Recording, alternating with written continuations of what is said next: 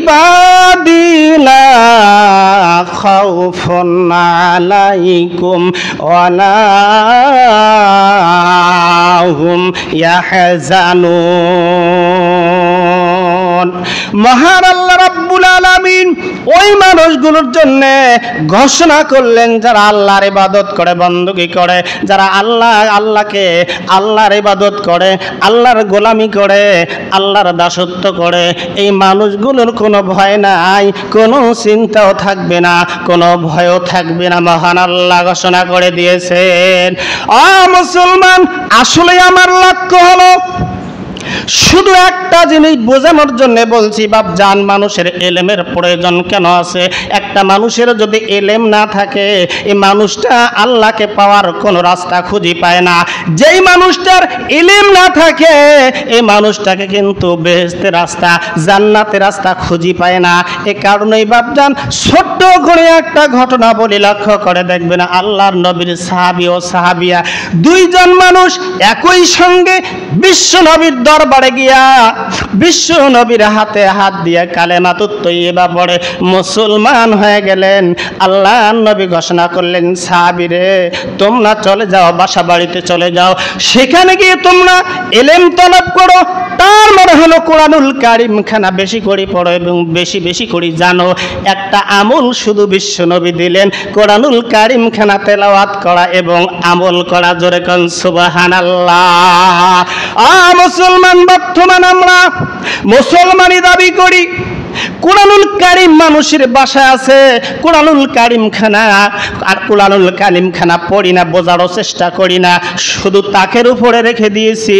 কোরআনুল কারীম শুধু মুসলমান, আমরা কালেমা পড়ে মুসলমান হয়েছি, ইলম তলব করি না। কালেমার অর্থ কি? এই কালেমা পড়লে, কেউ বা কালেমা পড়লে কারো বাসার সামনে গিয়ে কালেমা পড়লে ভিক্ষা দেয়, কেউ বা যদি কারো বাসার সামনে কালেমা পড়ে লাঠি নিয়ে বাড়ি হয়। বাপজান, আসলেই আমরা কালেমার অর্থ বুঝি না। যারা অর্থ বোঝে তারাই লাঠি নিয়ে বাড়ি হয়। কেন অর্থ বুঝি না? তার কারণ কি? আমাদের ইলম নাই। আমরা কোরআন পড়ি না, গবেষণা করি না। আমার বন্ধুগণ, আমার ভাইরা, কোরআনুল কারীম খানা পড়লে, কোরআনুল কারীম তেলাওয়াত করলে, ইলম তলব করলে কি হয়? মূলত এই কথাটা আমি বোঝাতে যাচ্ছি। আমার ভাইরা, বিশ্বনবী সাহাবীকে আমল দিলেন, বেশি করে কোরআনুল কারীম খানা তেলাওয়াত করো, কোরআনুল কারীম খানা পড়ো এবং জানো এবং বোঝো, আমল করো, এই ঘোষণা বিশ্বনবী দিয়েছে। মুসলমান, লক্ষ্য করে দেখেন, কিছুদিনের মধ্যে একটা যুদ্ধের ডাক এসে গেল, যুদ্ধের ঘোষণা হলো। সঙ্গে সঙ্গে মহিলা সাহাবিয়া এবং সাহাবী যুদ্ধের ময়দানে চলে গেল। মদিন মহিলা, এই সাহাবী এবং সাহাবিয়া দুজনে চলে গেলেন যুদ্ধের ময়দানে। কিন্তু একজন আল্লাহর নবী সাহাবী যুদ্ধ করলো, জিহাদ করলো। জিহাদ করতে করতে মুক্তিযুদ্ধ ছিল, বাপ জানুন, ধর্ম মুক্তিযুদ্ধ। সেখানে গিয়ে শহীদ হয়ে গেলেন। সংবাদ চলে আসলো, ও সাহাবিয়া রে, তোমার স্বামী ইন্তেকাল করেছে, শহীদ হয়েছে। সঙ্গে সঙ্গে মহিলা হাউমাউ করে কান্দাকাটি করতেছে, কাঁদতে কাঁদতে অস্থির হয়ে গেল। সঙ্গে সঙ্গে আর একজন আল্লাহর বান্দা আসে বলে, মহিলা রে, তুমি কান্নাকাটি করো না, কান্নাকাটি করে কোনো লাভ হবে না। তোমার স্বামী শহীদ হয়েছে, তুমি একজন হলো শহীদের বিবি। জোরে কান সুবহানাল্লাহ। কিসের বিবি? কর শহীদের বিবি। তুমি কান্দো কেন?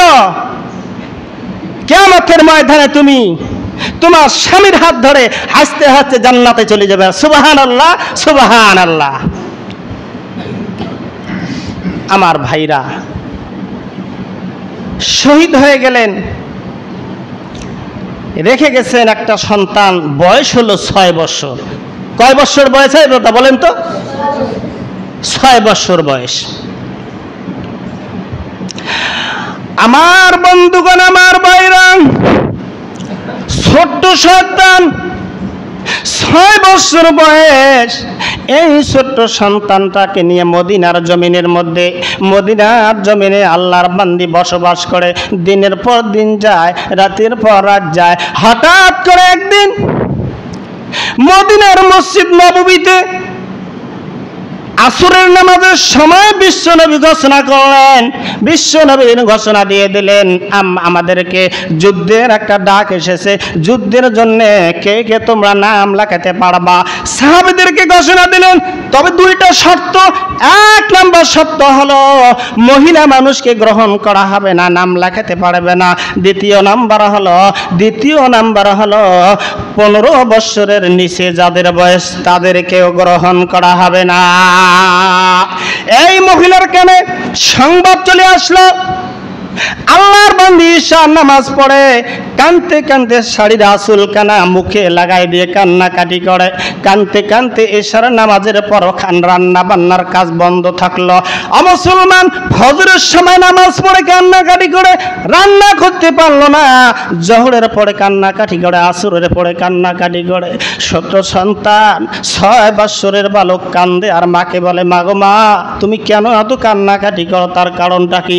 আব্বা যুদ্ধের ময়দানে গিয়ে মরে গিয়েছে, শহীদ হয়েছে, এই কারণেই কি তুমি কান্নাকাটি করো নাকি? বলে, বাবা শোনার চান?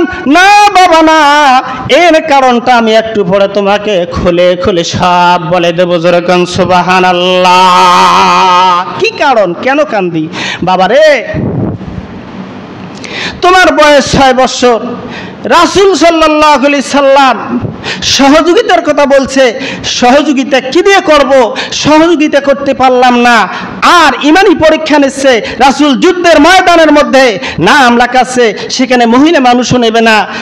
15 বছর যার নিচে বয়স তাদেরকে গ্রহণ করবে না। বাবা সোনার চাঁদ রে, তুমিও যুদ্ধের ময়দানে গ্রহণ করতে কি শরীক হতে পারলা না? আমিও সেখানে অংশগ্রহণ করতে পারলাম না। এই দুঃখে, এই মনের দুঃখে আমি কাঁদতেছি। সুবহানাল্লাহ। আর বলেন সুবহানাল্লাহ। কান্নাকাটি করতেছে। আমার সোনার ভাইরা, ছোট্ট সন্তান 6 বছরের বালক মাকে ঘোষণা দিলেন, মা তুমি আর 1 মুহূর্ত কান্নাকাটি করবা না, তুমি টেনশন করবা না, চলো আমাকে নিয়ে চলো, বিশ্ব নবীর দরবারে যাব, যেমনি হোক না কেন আমরা যুদ্ধের মধ্যে অংশগ্রহণ করবো। জোরে কোন সুবহানাল্লাহ।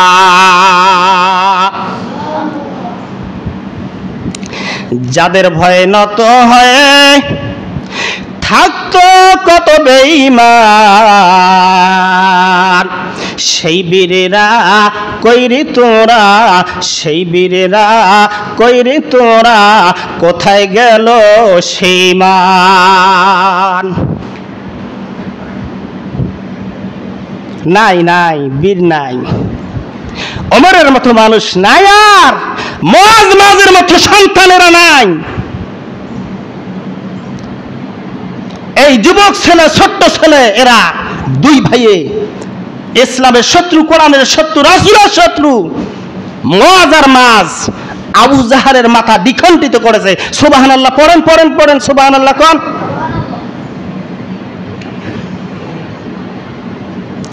আমার ভাইরা, আল্লাহ নবীর সাহাবিয়া ছোট্ট সন্তানটাকে সঙ্গে নিয়ে রাসূলের দরবারে গেলেন, লালের মধ্যে দাঁড়িয়ে গেলেন। হঠাৎ করে একজন সাহাবী দৌড় দিয়ে এসে গরম হয়ে বললেন, এই মহিলা, কোথা থেকে তুমি এসেছো? তুমি কি জানো না মহিলা মানুষ গ্রহণ করবে না? 15 বছরের নিচে যাদের বয়স তাদেরকেও নেওয়া হবে না। তুমি কি এটা জানো না? ধা করে গরম হয়ে গেলেন এই সাহাবিয়া। এই মিয়া, তুমিও হলো রাসূলের সাহাবী, আমিও হলাম রাসূলের সাহাবিয়া। তুমি তো শুধু সাহাবী, আমি শুধু সাহাবিয়া না। আমার স্বামী ধর্মযুদ্ধের মধ্যে গিয়ে শহীদ হয়েছে, আমি একজন ধর্মমুক্ত যোদ্ধার বিবি, শহীদের স্ত্রী। কথা ভালো করে বলো, মেজাজ গরম না নরম? মারাত্মক দাপট। এই দাপট দেখে রাসূলের সাহাবী রাসূলের কাছে চলে গেলেন, ইয়া রাসূলুল্লাহ, এমন একজন মহিলা আছে কাছে যাওয়াই যায় না, এত গরম যে তেজ, তাই নাকি? আমার বন্ধুগণ, সঙ্গে সঙ্গে রাসূল সাল্লাল্লাহু আলাইহি সাল্লাম বিশ্বনবী চলে আসলেন। মহিলা বলবেন, মাগো মা, মহিলা মানুষ গ্রহণ করা যাবে না, তুমি কি জানো না? ইয়া রাসূলুল্লাহ, আমি জানি মহিলা গ্রহণ করবেন না, ছোট্ট সন্তান 15 বছরের নিচে যাদের বয়স তাদেরকেও আপনি গ্রহণ করবেন না, কিন্তু আমার সন্তান 6 বছরের একটা বালক আছে, এরই পিড়াপিড়িতে আমি যুদ্ধের ময়দানে নাম লেখার জন্য এসেছি। ইয়া রাসূলুল্লাহ, আমি জানি আপনি নেবেন না, তবে আমার একটা আবেদন, আমি একটা দরখাস্ত করতে চাই। ইয়া রাসূলুল্লাহ, ইয়া হাবিবাল্লাহ, ছোট্ট সন্তান আমি জানি আপনি গ্রহণ করবেন না, তবে আপনার যুদ্ধের ময়দানে যখন যুদ্ধ শুরু হয়ে যাবে, কাফের মুশরিক বেঈমানরা যখন তীর নিক্ষেপ করবে, ইয়া রাসূলুল্লাহ, ইয়া হাবিবাল্লাহ, আমার 6 বছরের বাচ্চাটা আপনাকে আমি দান করে দিলাম। যুদ্ধের ময়দানের মধ্যে যখন কাফের মুশরিক বেঈমানেরা তীর নিক্ষেপ করবে, আপনি আমার সন্তানটাকে আপনি ঢাল হিসাবে ব্যবহার করবেন। জোরে কোন সুবহানাল্লাহ। তীর নিক্ষেপ করবে, তীর এসে আমার সন্তানের বুকে আঘাত লাগবে, সন্তানের বুকটা ছেড়ে যাবে, তরবারির আঘাতে সন্তানের বুক ফেটে ভাইজান রক্তগুলো ফেনকি দিয়ে জমিনের মধ্যে পড়ে যাবে। আমার 1 নাম্বার কারণ হলো আমার সন্তান শহীদ হয়ে যাবে। আর 2 নাম্বার কারণ হলো আমার সন্তানের বিনিময়ে আমার বিশ্ব নবীর জানের মধ্যে আঘাত লাগবে না। জোরে কোন সুবহানাল্লাহ। আর একটা কারণ হলো আমি হব শহীদের মা। 1 নাম্বার শহীদের বিবি, 2 নাম্বার